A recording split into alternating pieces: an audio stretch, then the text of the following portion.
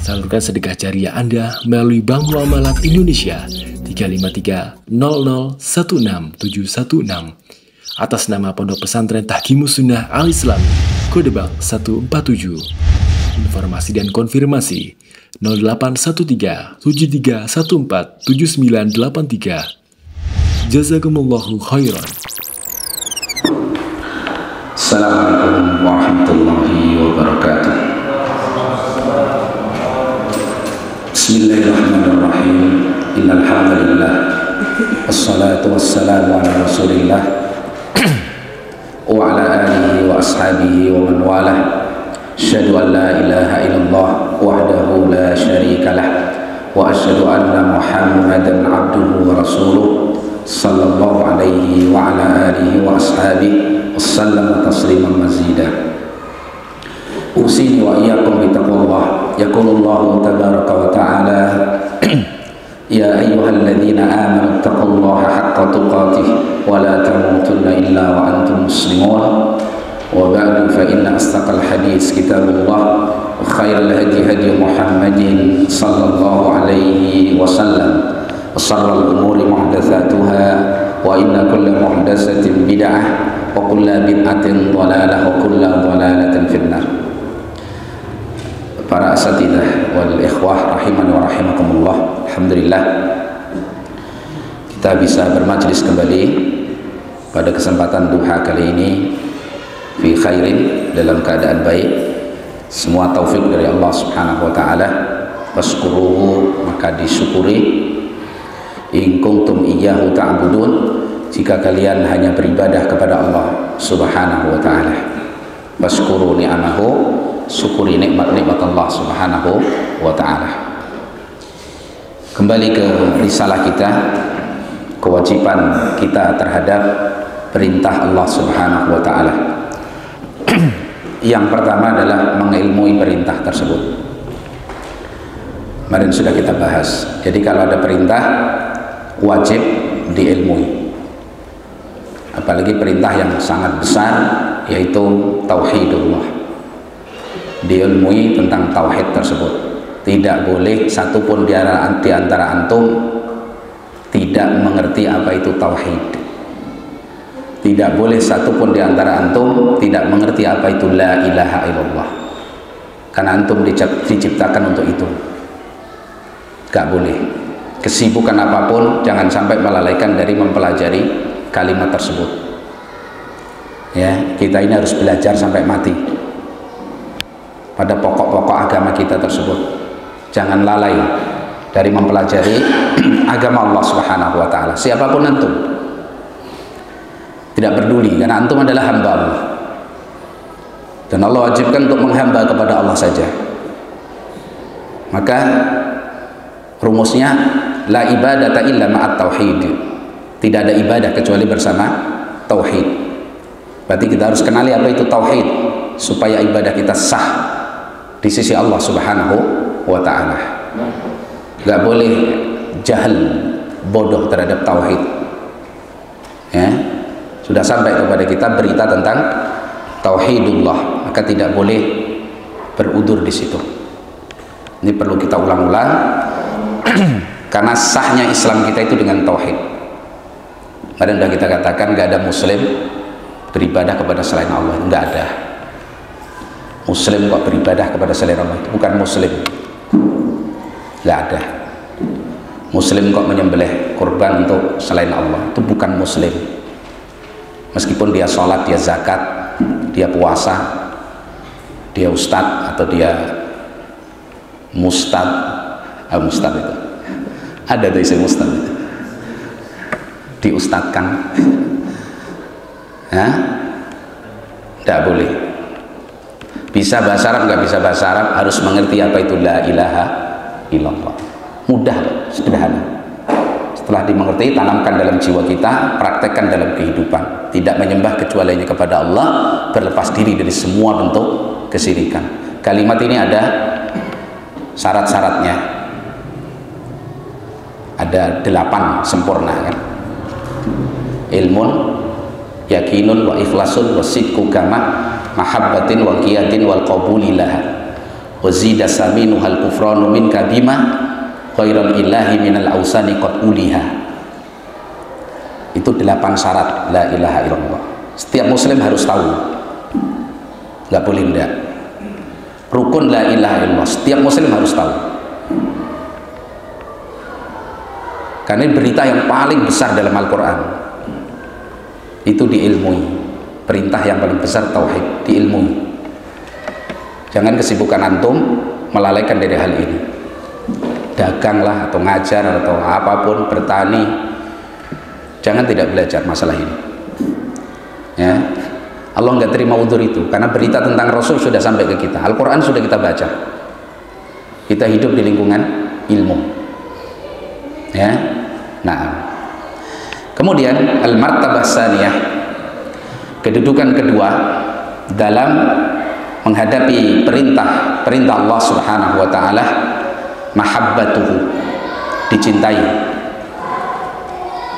Perintah Allah itu dicintai, senang gitu loh ya.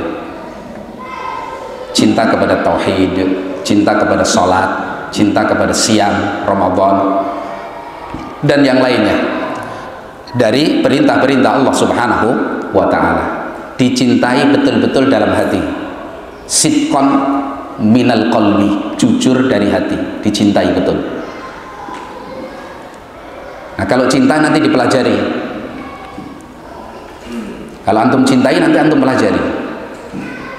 Orang kok kurang belajar tentang sholatnya, kurang cintanya. Belajar puasa kurang cinta sama puasa. Jadi dicintai. Ini tingkatan kedua, wajib lah ya mencintai itu. Kemudian dan tidak boleh membencinya. Mencintai kebalikannya, tidak boleh membenci apapun yang diperintah oleh Allah. Nggak boleh. Kalau membenci, kufur, batal Islamnya. Berita mencintai wajib, membenci kufur. Membenci syariat laki-laki hendaknya memelihara jenggotnya, benci, kufur. Setelah dia tahu bahwa jenggot itu syariat Allah. Antum benci istri-istri antum berhijab, saya nggak suka berhijab, nggak pede saya di teman-teman itu, kondangan mengajak kamu itu, makanya nggak pernah saya ajak. Benci dengan hijab, meskipun membiarkan, nggak ditarik hijab istrinya begitu, kufur, hilang Islamnya. Hah? Itu. Jadi dicintai dan tidak boleh membenci. Allah Subhanahu wa taala berfirman dalam surat Muhammad ayat nomor 9 ya, ayat nomor 9. Dzalika bi annahum karihu ma anzalallah fa ahbata a'malahum. Yang demikian itu mereka diancam azab sebagai orang kafir karena mereka membenci apa yang Allah turunkan. Apa sebab kekufuran mereka? Benci kepada apa yang Allah turunkan, benci kepada satu saja syariat Allah. Fa ahbata a'malahum, maka Allah hapuskan seluruh amalnya. Hati dijaga, kecuali belum ngerti, belum sampai kepadanya ilmu kalau itu syariat Allah. Dia benci betul dengan jenggot ini karena dia nggak ngerti kalau itu syariat Allah. Setelah ngerti bahwa itu syariat Allah SWT, kok tetap dia benci, kufur dia. Jelas ya? Berarti orang yang mengatakan itu mengejek jenggotan, batuk belang, celana cingkrang, itu ada dua kemungkinan. Kalau belum mengerti, udzur. Selain batuk belang, kalau batuk belang nggak ada syariat Islam. Yang batuknya belang itu khawarij.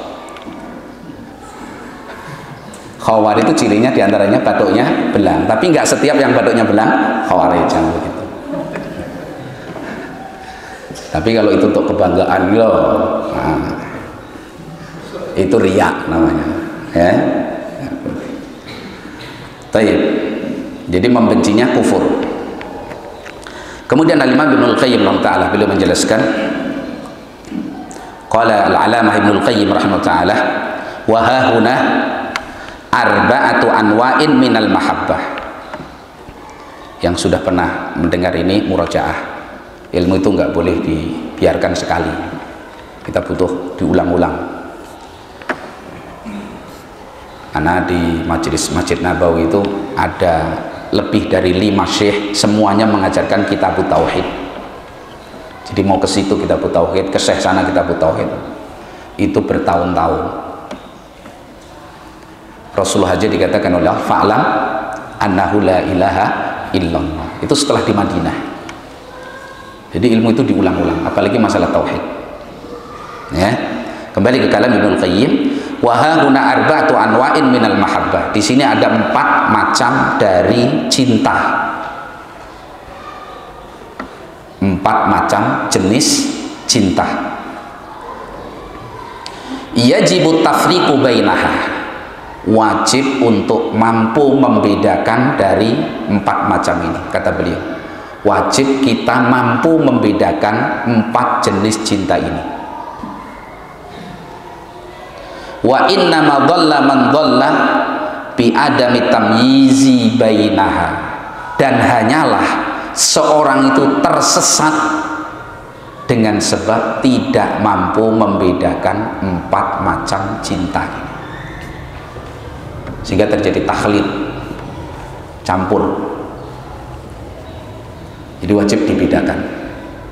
Ada 4 macam cinta yang wajib kita mampu membedakan. Oh, ini 1, ini 2, ini 3, ini 4. Yang nggak mampu membedakan ini, kata beliau, dhalla, dia bisa tersesat. Tersesat dari jalan yang lurus. Nah, ahaduha, yang pertama, mahabbatullah, cinta kepada Allah. Yang pertama, cinta kepada Allah.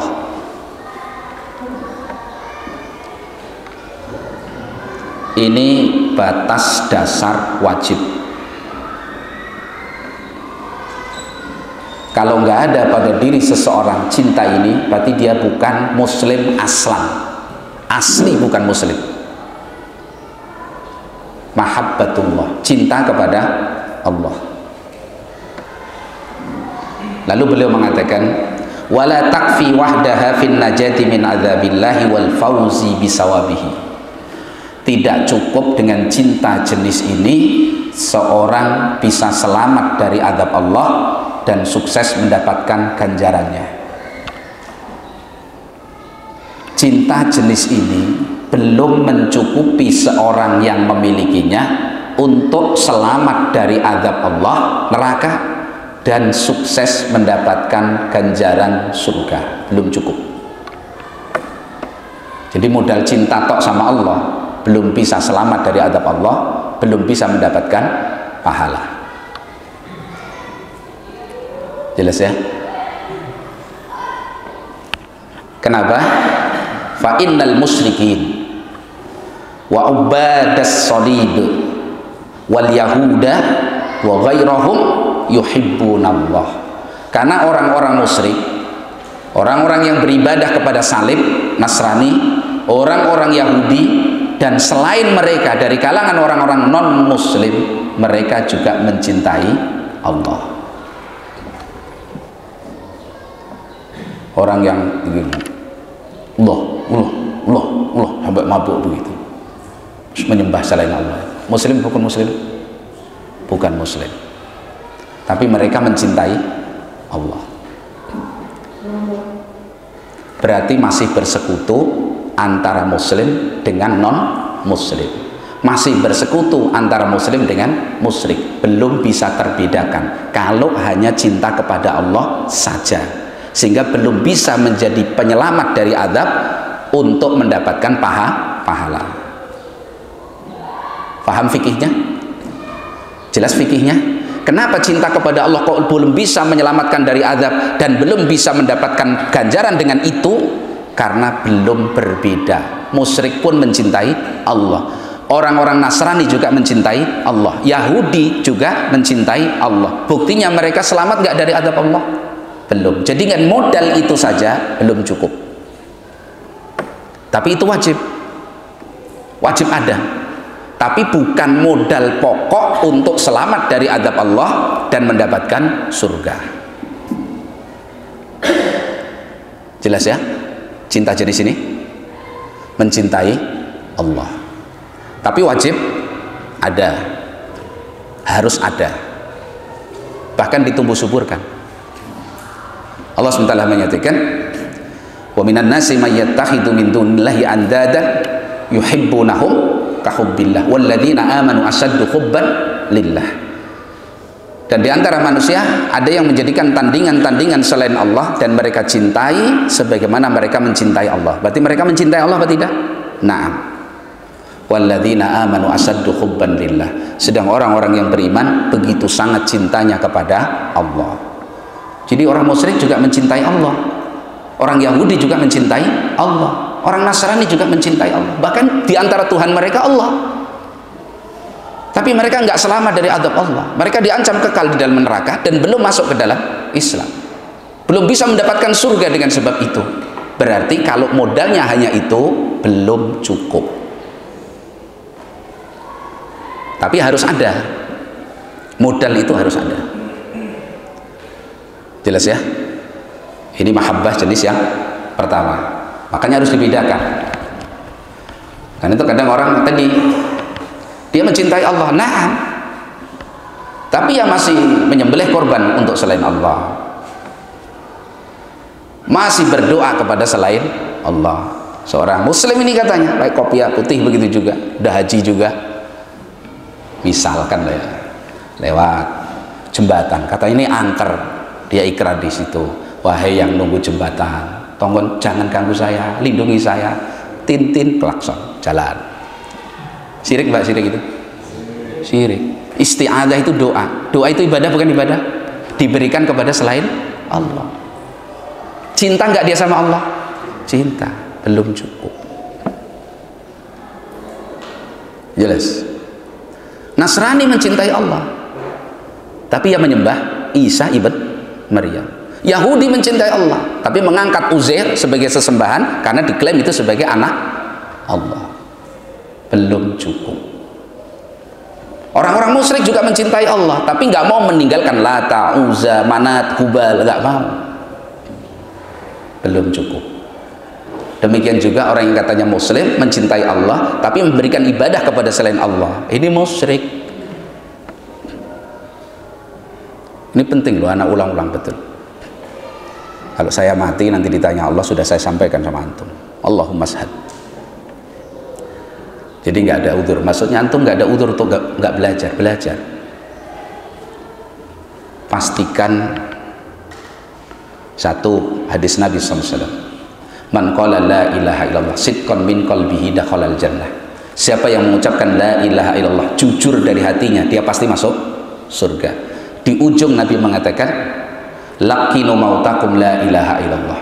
Ajari orang yang mau mati di antara kalian itu la ilaha illallah. Kenapa? Dalam hadis yang lain Nabi mengatakan, man kana akhiru kalamihi la ilaha illallah dakhalal jannah. Siapa yang akhir ucapannya mau mati la ilaha illallah, dia pasti masuk surga. Ini kalimat yang luar biasa, jangan sampai batal. Kalau batal, dakhalal jannah nggak ada. Mau sesibuk apapun antum, maka jangan sampai kedudukan dunia memfitnah kita sampai lupa belajar. Belajar dapat ilmu, dipengaruhkan dalam hati, diwujudkan dalam kehidupan di alam nyata. Ini ahli tauhid, punya nilai beda dengan selainnya.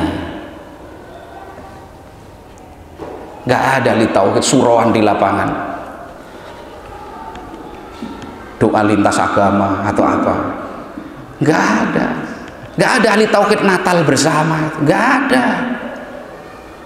Orang-orang Nasrani meyakini Natal itu lahirnya anak Allah. Tuhan mereka kan Allah, lahir anak, mereka gelari dengan nama Yesus. terus kita mengucapkan selamat, selamat lahir anak Allah. Nah, ini bertentangan dengan ayat yang jelas-jelas kita hafal, lam yalid wa lam yulad. Dengan ridhonya kita, dengan ikut mengucapkan selamat, dengan kita hadir bergembira di situ, wa may yatawallahu minkum fa innahu minhum. Siapa yang berloyalitas kepada mereka sampai pada poin akidah seperti ini, maka dia tergolong kaum tersebut. Batal Islam. Kenapa dilakukan itu? Khaif, takut. Takut apa? Takut kehilangan jatah dunianya. Dihukumi orang intoleran, biarin loh. Yang penting kita ini kan tolerannya bagus. Hukum manusia saja. Orang itu kalau apa kata pepatah itu? Ainur ridha tukhfi kulla masawi. Wa amma ainus sukhti tubda. Ainur ridha an kalilatin an kulli kalilatin. Ainur ridha an kulli aibin kalilah. Wa amma ainus sukhti tubdi kulla masawi. Lu pandangan orang itu kalau ridho semua aib hilang. Orang kalau sudah cinta sama seseorang, biar bopeng, jerawatan, cantiknya luar biasa, kan begitu, karena senang. Ibadahnya kayak es, wow, tambah indah, kan begitu. Wa amma ainus sukhti, adapun pandangan kebencian, tubdi kulla masawi, semua kejelekan akan dibongkar. Begitu. Itu tetanggamu masya Allah, alhamdulillah beli motor, enggak dia tuh biaya tuyul, dia itu lah namanya nggak seneng. Lah kalau kemudian kita serahkan diri kita ini dengan penilaian orang per orang seperti itu, nggak bisa hidup kita ini, apalagi urusan akidah. Saya mudir nanti diundang di kampung, suruh perayaan Surawan tuh nyembelih kambing untuk yang bau reksa nunggal rejo. Nanti kalau nggak hadir nggak mana ini nasib pesantren kita ini.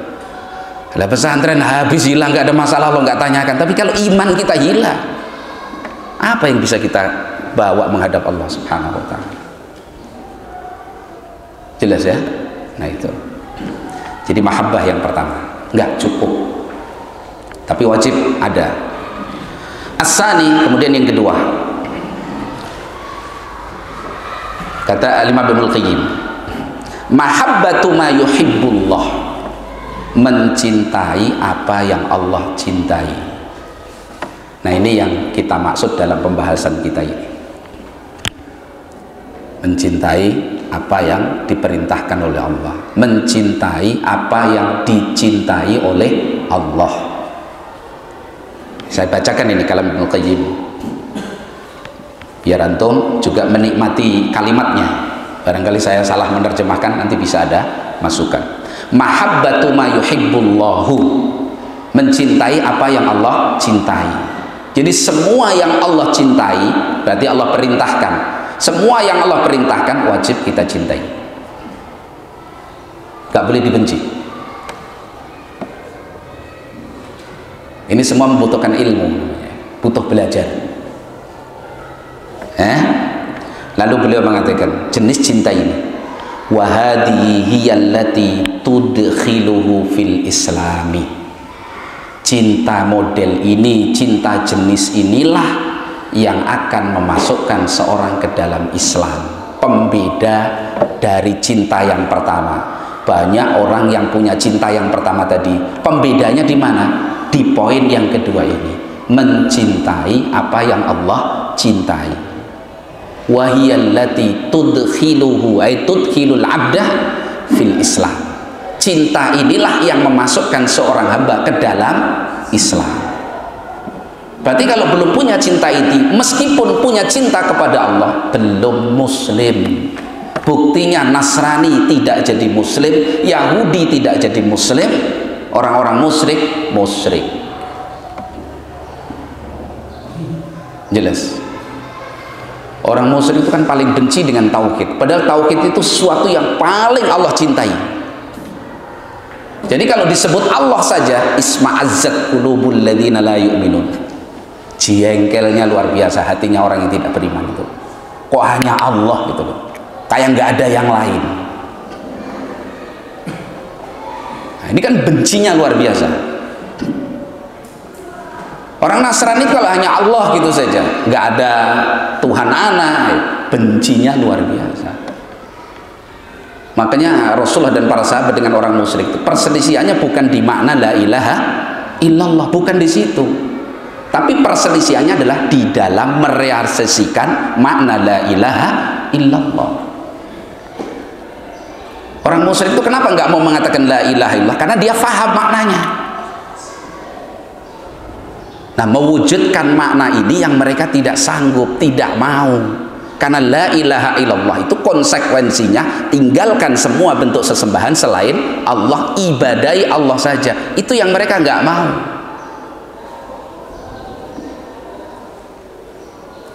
Jelas ya? Taib. Wa hadhihi allati tudkhiluhu fil Islam. Cinta jenis inilah yang memasukkan seorang hamba ke dalam Islam. Wa tukhrijuhu minal kufri, dan cinta jenis inilah yang akan mengeluarkan dia dari kekafiran menjadi seorang muslim ahli tauhid.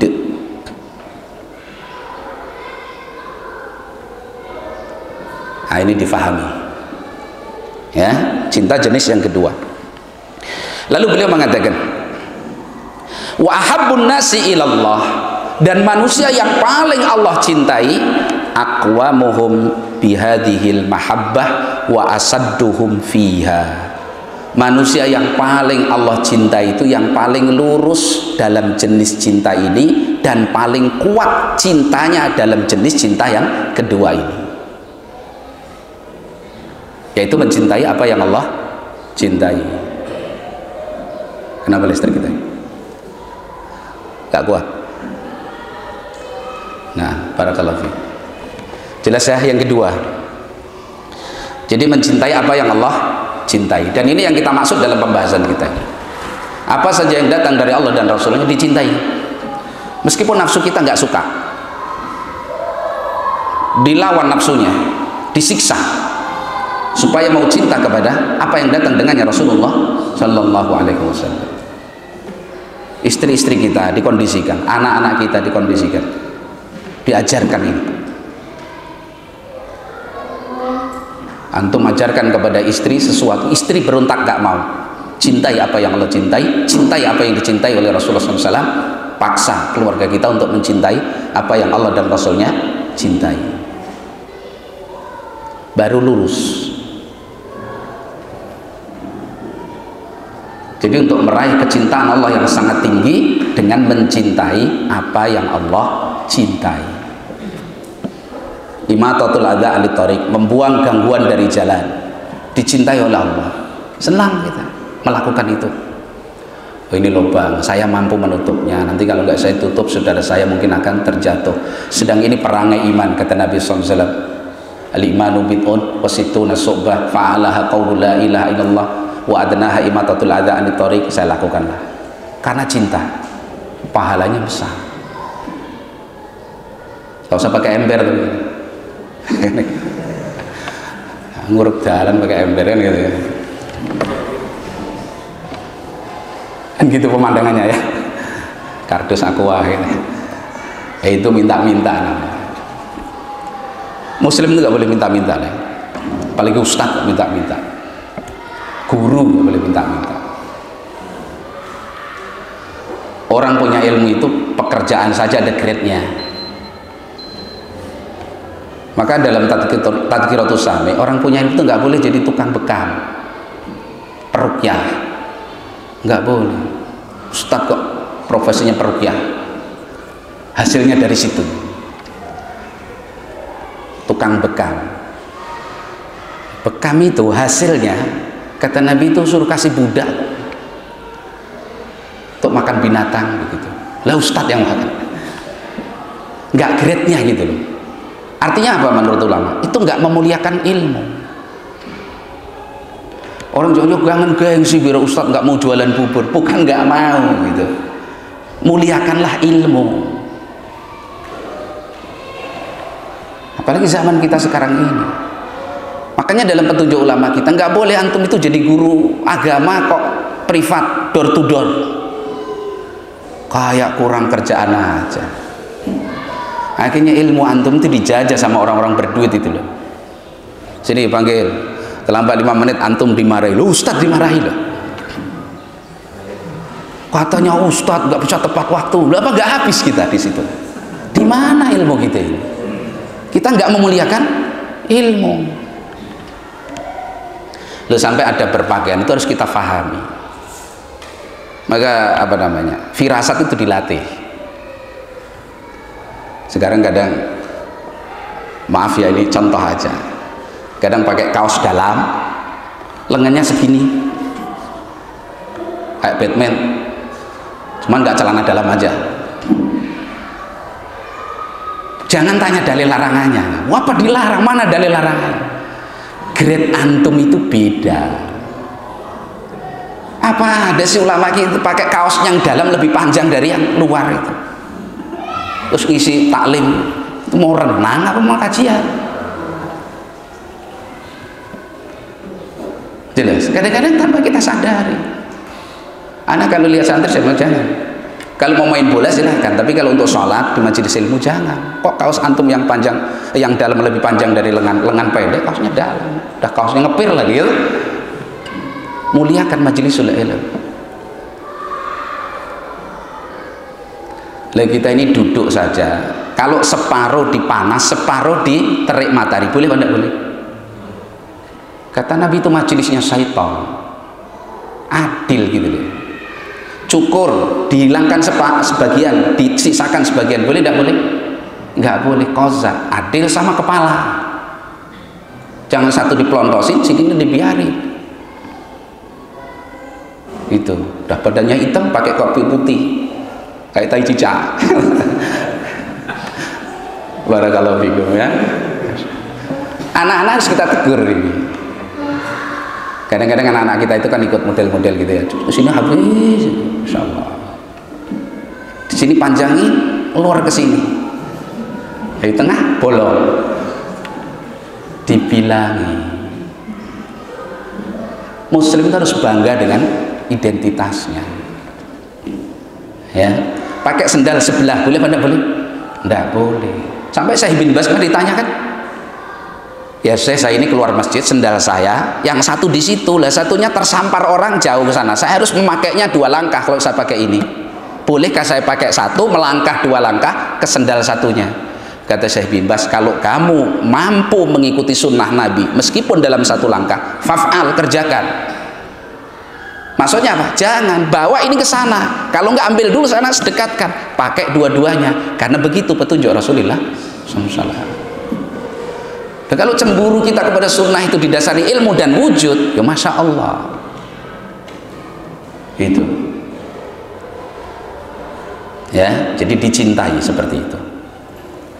Mencintai apa yang dicintai oleh Allah dan Rasulnya. Nanti enak loh, lezat.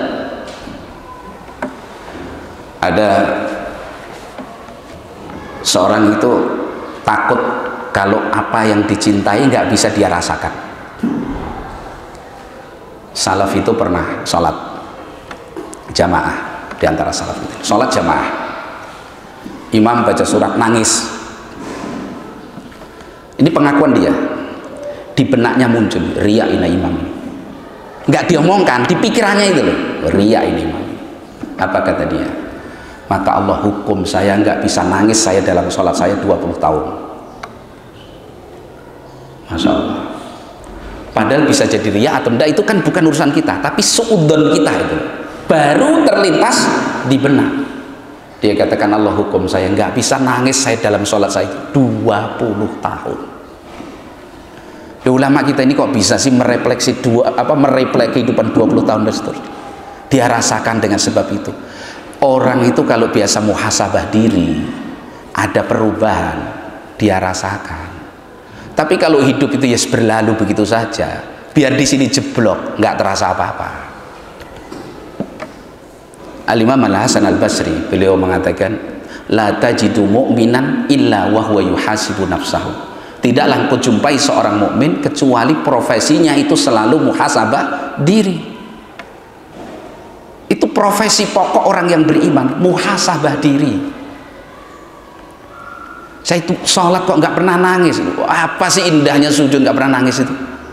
Loh kok dipertahankan? Malah tertidur, lalai, membayangkan dunia. Ini ngeplay apa ngefly?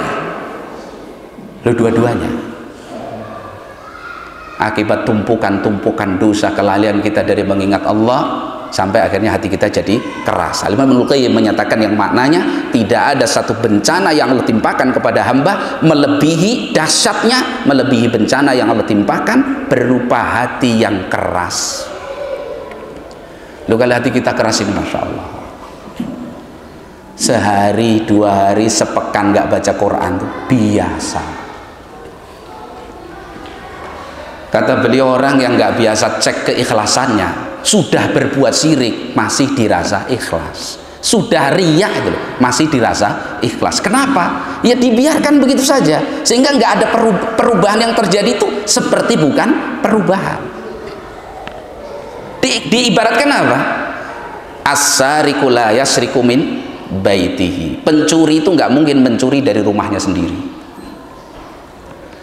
Ini kata beliau gambar, ada pencuri, ini rumah penuh dengan harta yang masya Allah mewah, harganya mahal, milik seorang raja, dijaga ketat pagar betis, sulit mau masuk ke situ. Rumah kedua, rumah yang ada harta yang sangat berharga, tapi rumah penduduk biasa, tidak ada penjagaan yang ketat. Yang ketiga, rumah kosong isinya sampah-sampah itu. Kalau pencuri, mencurinya kemana? Ini ibarah yang diberikan oleh Imam Ibnu Qayyim. Kalau ada pencuri, mencuri kemana ini? Kalau mencuri ke gudangnya raja ini, cari mati dia. Belum masuk sudah dibunuh sama pengawal yang jaga gudang ini tadi. Kok pencuri mencuri ke rumah yang ketiga? Pencuri yang on itu, ya tak? Oh sampah kok dicolong dulu. Jelas. Berarti di mana yang dicuri? Ada harta yang mahal, penjagaannya tidak ketat. Kata Ibnu Qayyim, itulah iman, sunnah, kebaikan yang banyak di hati-hati kaum muslimin. Mereka diberi oleh Allah, tidak dijaga baik-baik, akhirnya mudah kecolongan. Fa'tabiru, ambil pelajaran itu. Kita jaga nggak tauhid kita ini dengan ekstra. Kita jaga nggak sunnah Nabi itu dengan betul-betul, oh, saya nggak mau konsumsi. Kalau buku ini nggak jelas-jelas, baca meskipun overdosis, saya nggak akan salah. Jadi antum minum obat misalkan, obatnya apa misalkan ini? Air zam-zam. Overdosis, paling pingsan, bangun lagi, nggak ada masalah.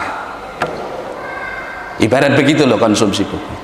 Saya nggak akan nikmati ceramah seorang ustadz kecuali saya yakin ustadz ini, kalau toh saya belum mudeng, saya nggak akan terfitnah karena bagusnya akidah dan manhaj dia. Itu namanya menjaga anugerah Allah yang namanya agama dan sunnah ini. Jangan ini buku lah, nggak apa-apa katanya ada yang salah, nanti saya cek mana yang salah, mana yang benar. Dan dia nggak punya alat filter yang benar, akhirnya yang salah dianggap benar, yang benar malah ditinggalkan. Dirinya terus konsumsi itu, jadilah tong sampah, nggak ada harganya. Main klik aja di YouTube itu, begitu klik ketemunya ngefannya luar biasa ini, Asy'ari mubtadi ahli bidah. Loh, saya bukan karena benci, saya nggak kenal, tapi ajaran yang diajarkan berbahaya. Loh, dia mengatakan Allah itu nggak boleh ditunjuk oleh arah. Jadi Allah nggak di atas, nggak di bawah, nggak di kanan, nggak di kiri, nggak di depan, nggak di belakang, nggak di luar, nggak di dalam, nggak dekat, nggak jauh, nggak nempel, nggak terpisah. Ada nggak Allah berarti? Jahmiyah ini. Dia dokter, mau dokter mau apa, nggak penting itu. Ahli bidah, orang-orang kafir, orang-orang yang sesat itu. Kalau antum cuma mau digelari dokter saja, mudah. Kuliah sana sekarang bawain mana Palembang, pempek kasih dekannya itu, nilai antum itu maklim tias A+. Yang penting antum bisa merusak umat, itulah yang penting. Jadi yang bagi kita ini harta itu ya sunnah Nabi itu dijaga. Saya harus sebut orang-orang ini. Kadang-kadang kalau global nggak mudeng kan gitu ya. Sekarang muncul lagi di Riau itu ada 2 dai yang berupaya mengkonter dakwah salafiyah, bahkan menggunakan hadis-hadis khawarij untuk dikembalikan ke perilaku salafin itu. Tahkiruna sholatakum, sholatnya salafin, ibadahnya wahabi itu begini dan seterusnya. Lihat coba, maling teriak maling. Kalau kita nggak punya bekal, apalagi di situ labelnya LCMA dokter, oh ini juga sama-sama Timur Tengahnya. Itu timurnya kemana, tengahnya kemana nggak ngerti. Nggak jaminan ikhwah. Bisr al-Mirrisi, gembong kebitahan, gurunya Abu Yusuf, imam min a'immatis sunnah, muridnya bisa kualat seperti itu. Kenapa? Hidayah itu yang beri siapa? Allah. Gurunya imam dari imam ahli sunnah, muridnya jadi gembong kebitahan. Baca itu sejarah Bisr al-Mirrisi, muridnya Abu Yusuf. Abu Yusuf itu murid utama Imam Abi Hanifah. Abu Yusuf ini imam min a'immatis sunnah, lah muridnya Bisr al-Mirrisi jadi gembong kebitahan. Wasil bin Atha, gurunya namanya Al-Hasan Al-Basri, imam utama dalam kalangan tabi'in. Gak usah diragukan Imam Al-Hasan Al-Basri. Dan di antara muridnya ada yang jadi Wasil ibn Atha. Karena diberi nikmat oleh Allah hidayah yang begitu mahal, gak dijaga baik-baik. Laisa hakadha ya Zaidu tar'al ibil. Bukan begitu ya Zaid cara mengembalakan unta. Gak sembarangan unta dikembalakan. Maka dulu sudah kita sampaikan, pengembala yang cerdas ketika mengembalakan kambing di tengah banyak kawanan serigala, jangan ditinggal main seruling, jangan ditinggal tidur. Nanti serigalanya kambing-kambing antum dikembalakan serigala. Kira-kira pulang tinggal apa? Nama. Akhirnya oh serigala, alangkah kejamnya engkau. Gak ada gunanya serigala, memang saya kejam. Jelas. Lah kita mengembalakan agama sunnah Nabi yang begitu mahal itu, jangan ditinggal main seruling. Mengembalakan hati di tengah banyaknya setan yang menebarkan subhat dan syahwat, lah kok malah ditinggal ngegame bola Argentina Indonesia. Habis hidayah tadi, dibackingi dengan ilmu yang kokoh. Orang itu kalau ngerti harta ini mahal, dia akan jaga. Kok antum biarkan begitu, kena penyakit, kurus, mau mati, dibiarkan saya nggak diobain, berarti itu nggak mahal bagi antum. Tauhid itu mahal, sunnah Nabi itu mahal. Ya. Nah, lah orang-orang yang saya sebutkan tadi itu dai-dai yang mengajak kepada kesesatan. Oh itu tapi santun orangnya, nggak ada gunanya santun kalau menyelisihi sunnah. Wasil bin Atha itu dikenal orang yang santun, akhlaknya masya Allah. Tapi ya Wasil bin Atha ya Wasil, gembong Mu'tazilah, mau diapakan lagi? Di sana dulu ada namanya Al-Hasan ibn Saleh, zaman Imam Sufyan Ats-Tsauri. Sampai orang melevelkan Al-Hasan ibn Saleh itu dalam ibadahnya, levelnya itu mendekati Imam Ats-Tsauri. Imam Ats-Tsauri itu imam min a'immatit tabi'in, masya Allah. Tapi ini punya pemikiran boleh melawan pemimpin yang dolim. Maka diperingatkan keras sama Imam Sufyan Ats-Tsauri, hati-hati dengan Hasan ibn Saleh. Sampai beliau mengatakan, ketika beliau masuk ke masjid, dijumpai Hasan ibn Saleh. Hasan ibn Saleh itu kalau ibadah sampai kayak orang pingsan, saking khusyuknya, hebatnya, luar biasa. Kalau baca ayat-ayat tentang mauidhah, biasa beliau itu pingsan, saking takutnya akan adab tersebut, luar biasa. Bersama itu Imam Sufyan Ats-Tsauri ketika masuk masjid, dijumpai Hasan ibn Saleh sedang sholat begitu, sedang sholat khusyuk begitu. Beliau katakan, a'udzubillahi min khusyu'in nifaq. Aku berlindung kepada Allah dari khusyuk kemunafikan.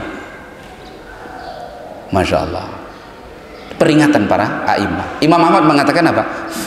Al-Hasan ibn Saleh fatanan nas bi ibadatihi. Hasan ibn Saleh itu memfitnah manusia dengan apa? Ibadahnya. Lu orang itu kalau melihat masya Allah ibadahnya, masya Allah ibadahnya, wow ini berarti contoh, ini berarti apa? Ustadz saya ini berarti, udah selesai, habis sudah agamanya. Jelas ya? Mencintai apa yang Allah cintai, dicintai betul. Kalau kita jujur, apa teorinya, apa rumusnya? Intasdukillah yasdukka. Kalau engkau jujur kepada Allah, Allah akan jujur kepadamu. Jujur nggak saya mencintai sunnah Nabi, jujur nggak saya mencintai la ilaha illallah, jujur nggak saya mencintai tauhid. Kalau jujur, Allah akan tolong, beri taufik, Allah akan jaga itu sampai dibawa ke akhir hayat.